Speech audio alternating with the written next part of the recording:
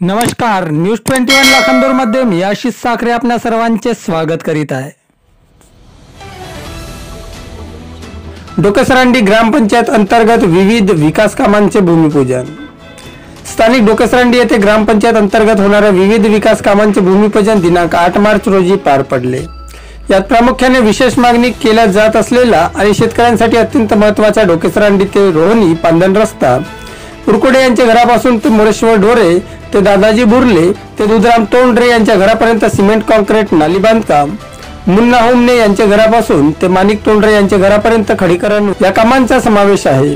यावेळी डोकेसरंडीचे सरपंच सुधीर मिसार, उपसरपंच भूमेश्वर तोंडरे, सदस्य पवन राऊत, सोनुरंगारी भूमिता शिंदे, जयश्री मिसार, शिल्पा दुरुक्कर, मंजुषा मेश्राम, सचिन निशाने, पोलीस पाटील रंजुताई राऊत, तंटामुक्त समितीचे अध्यक्ष अशोक दुरुक्कर, गंगाधर ठाकरे शिवरकर, विनोद मेश्राम, आशाताई मेश्राम, विलास दोनाडकर, राजेंद्र राऊत, शिपाई भूषण देवारे, मनोहर मेश्राम तसेच गावकरी प्रामुख्याने उपस्थित होते।